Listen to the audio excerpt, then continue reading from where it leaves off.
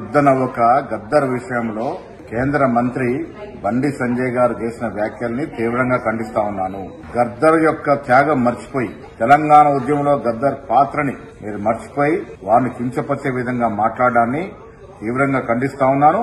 మీ వ్యాఖ్యలు వెనుకకు తీసుకోవాల్సిందిగా నేను చెప్తా ఉన్నాను. పద్మ అవార్డులు అనేవి బీజేపీ భావజాలము, వీహెచ్పీ, ఆర్ఎస్ఎస్ భావజాలంకి ఇవ్వాలని మీరేమైనా కొత్తగా రాజ్యాంగంలో వెసులుబాటు చేసుకున్నారా?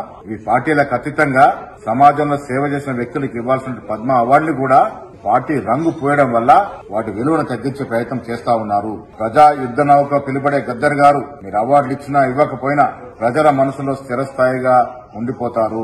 ఆనాడు సాక్షాత్ ప్రధానమంత్రి గారు గద్దర్ ని ప్రశంసించిన సందర్భం మర్చిపోయినట్టున్నారు సంజయ్ గారు. చాలా మంది బీజేపీ నాయకులు తెలంగాణ ఉద్యమ సమయంలో గద్దర్ పాడిన పాట, కట్టిన గజ్జ వల్ల తెలంగాణ వచ్చింది అని ప్రశంసించినటువంటి మాటలు, ఆలింగనం చేసుకున్న సందర్భాలు మర్చిపోయినట్టున్నారు. ఇవాళ గద్దర్ని కించపరిచే విధంగా మాట్లాడడం అనేది తెలంగాణ కోసం పోరాటం చేసినట్టు ప్రతి వ్యక్తి యొక్క గుండె గాయపడతా ఉంది. నేను తీవ్రంగా ఖండిస్తా ఉన్నాను.